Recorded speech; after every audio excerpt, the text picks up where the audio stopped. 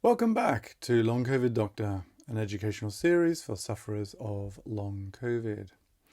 I'm Dr. Tim Robinson, formerly a family doctor, GP for 30 years, now a long Covid specialist. This is the second part on taste and smell in long Covid. In the first part, I talked about the symptoms, diagnoses, investigations, and the causes. In this part 2, I will talk about the treatments, management, and the outcomes. So check out the references, resources, and links to social media in the show notes below. Just to say, any advice, diagnoses, treatments that I mention should only be considered after discussion with your own doctor or medically qualified professional.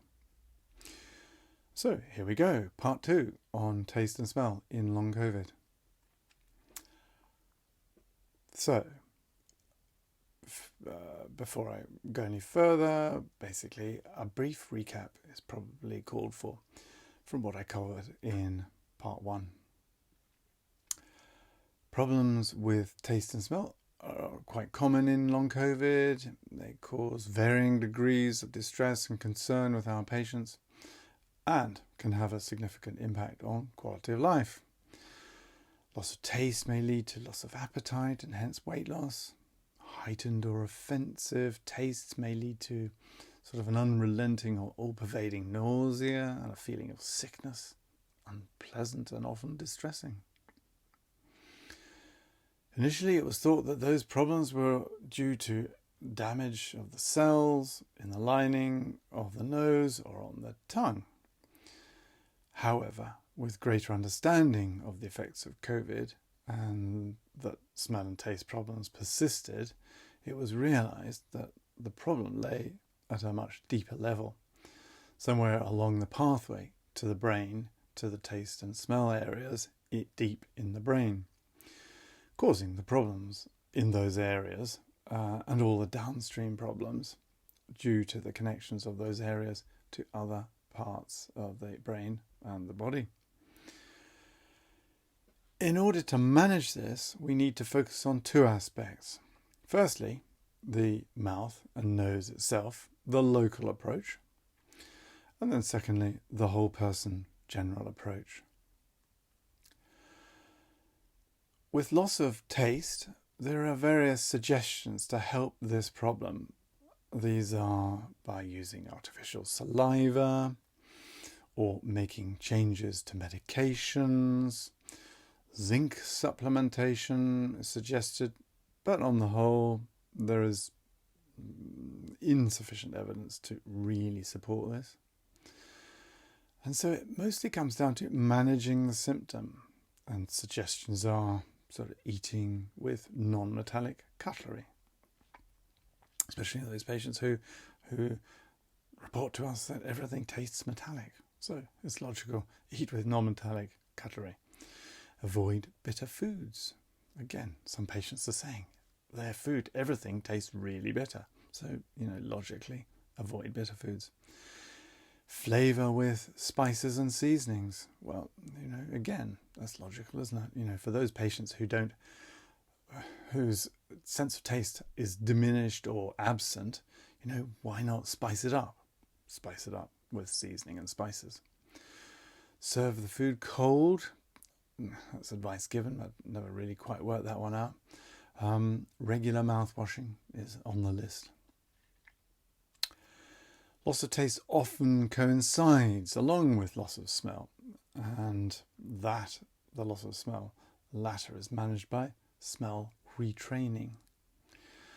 There have been patients who have undergone smell retraining who have also noticed not only an improvement, a return of their sense of smell, but also an improvement in their taste. So, an unexpected but a happy outcome. So with the loss of smell, in order to regain the sense of smell, as I've said, many patients have been trying smell training. And there are a couple of organisations specialising in this. There's one called Fifth Sense, and they've got a website, www.fifthsense.org.uk. And the other organisation is an organisation called Absent. So their website is www.absent.org. So Absent recommends sniffing essential oils in their smell training kit, which they provide at a cost. And as I say, they recommend that smelling those essential oils twice a day for a minimum of 4 months. It's a long time.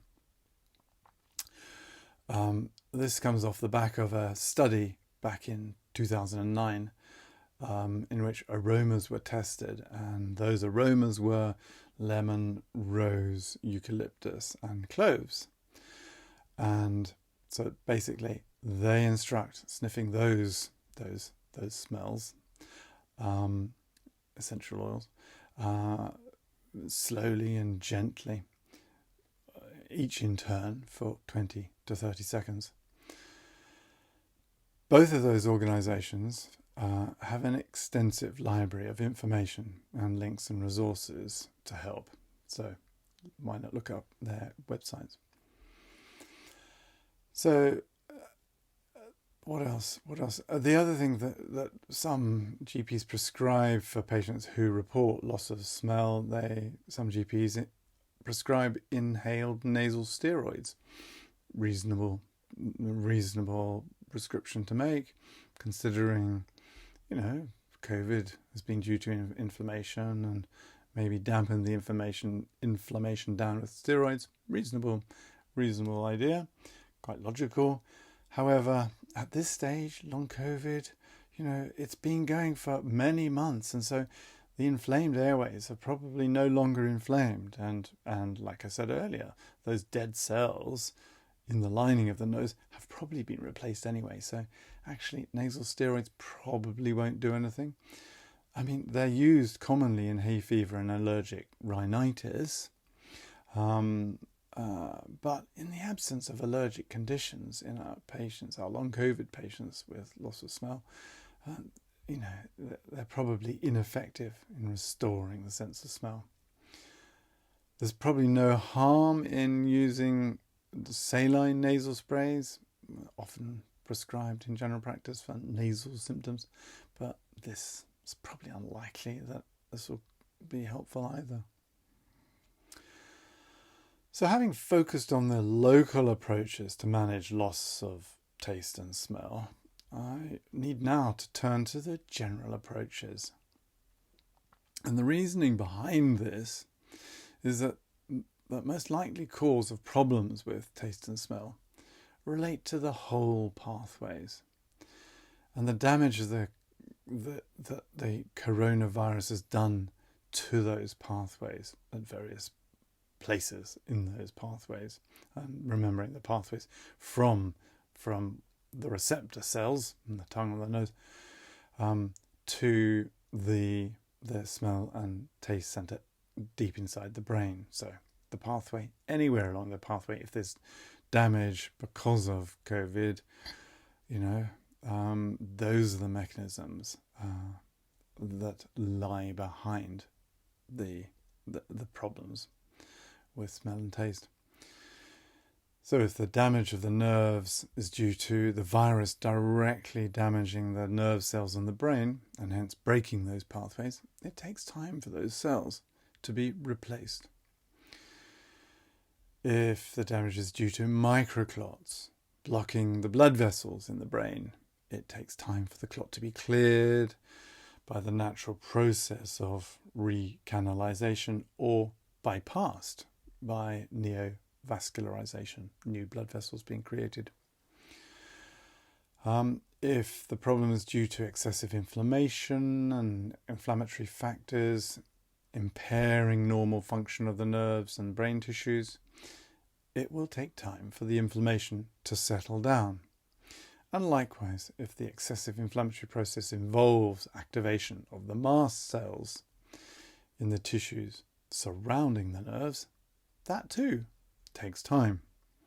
And finally, if the damage in the sort of the smell and taste pathways is due to autoantibodies to the nerve fibers or their supportive connective tissues, then again, that also takes time to settle. As I said earlier, there is no specific proven single treatment that is recommended to speed up the resolution of all those imbalances and dysfunctions. And so all we can do is create an environment that optimizes these natural healing processes. And the way we do this is to consider the more holistic, whole person approaches, the integrative approach. And by this, I mean considering nutrition and sleep and stress. These will all work together if we address those areas to assist the recovery from long COVID, and hopefully in the quickest way possible. And so firstly, nutrition, our diet. Preferably, we should all be eating a mixed, balanced diet, the Mediterranean diet, that contains all the necessary minerals and vitamins, those building blocks for cellular tissue repair and function, as well as inflammatory antioxidants, those polyphenols, the naturally occurring chemicals in plants that make your fruit and veg all the lovely colours that they are. The Mediterranean diet will also contain prebiotic fibre to nourish the microbiota, the friendly gut bacteria. And I cover this more fully in my talk on long COVID gut. A healthy gut flora is so important to support the immune system, for production of vitamins and hormones and various chemicals and neurotransmitters. Really important to support the microbiota, the friendly gut bacteria. Your diet should also contain oily fish, because they are the best source for omega-3 essential fatty acids. Again, these have so many functions in the body, but in particular immune support, important for this whole process of long COVID. And finally, we should consider supplementing with vitamin D. Because after all, we live high up here in the Northern Hemisphere, and as we know, vitamin D is produced in the skin, synthesized in the skin, due to the action of UVB light on factors within the skin that bring about production, synthesis of vitamin D. So there's no harm in supplementing with that. That's diet, nutrition sorted. The next thing we've got to think about is sleep. Sleep is the great healer, as we all know, to refresh and repair.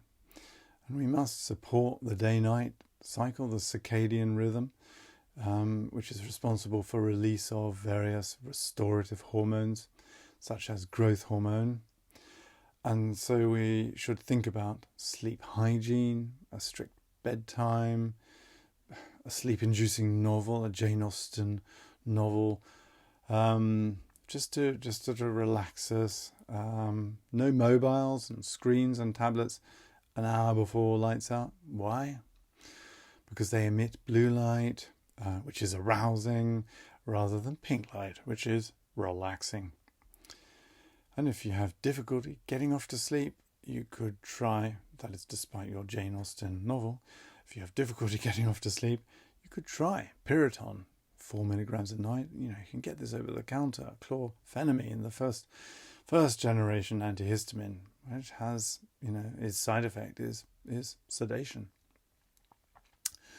Other supplements that have been tried and researched to bring about sleep enhancing effects are magnesium, 500 milligrams taken a few hours before going to bed, or indeed melatonin, 3 milligrams. You can get that over the counter or online.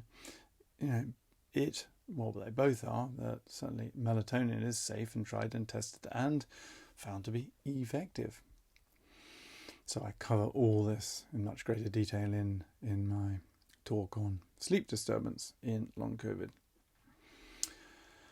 So that's sleep done. But it's also important to tackle worries and the turbo brain, overactive brain, and stress. These all lead to fight and flight, adrenaline, a sympathetic nervous system overdrive. We need to address these, don't we? We need to consider mind-body techniques such as meditation or mindfulness. So you could download the Headspace or Calm app. It's not too expensive. Download that onto your phone and use that to help you to do mindfulness. There are many studies to demonstrate very clearly the effectiveness of stress and anxiety reduction as a result of mindfulness.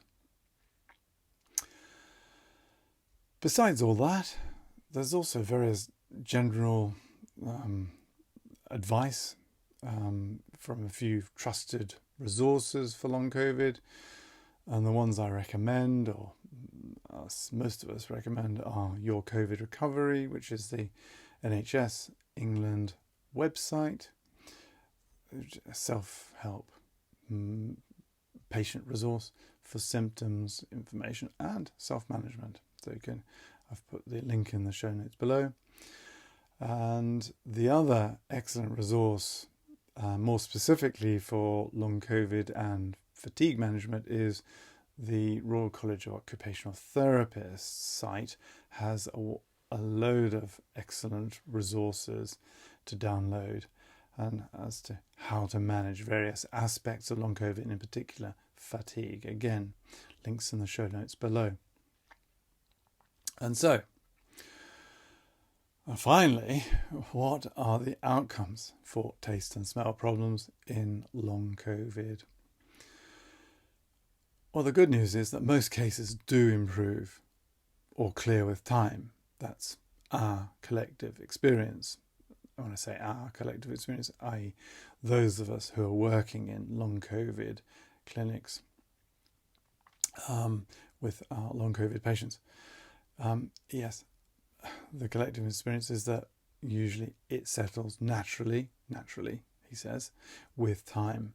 This is presumably due to the inflammatory and immune systems returning to normal, the damaged nerve cells getting replaced and reconnecting by the process of neuroplasticity, microclots getting cleared or bypassed, and all the body systems becoming rebalanced and working in harmony again. But unfortunately, this all takes time, and it's a pity that we don't have any specific treatment that speeds up these natural healing processes. But at least in the meantime, these explanations and suggestions that I've outlined, described here in this presentation, will help you sort of cope with it until natural resolution brings about settling of the disturbances with taste and smell. And so there it is. That concludes the second part of my talk on taste and smell in long COVID, following on from the first part earlier. I hope you found them both helpful, and as I said before, check out the references and resources and links to social media in the show notes below. Again, as I mentioned at the start, any advice, diagnoses, treatments that I mention should only be considered after discussion with your own GP or qualified health professional. So in the meantime, I wish you well. I wish you well in your long COVID recovery. Cheerio.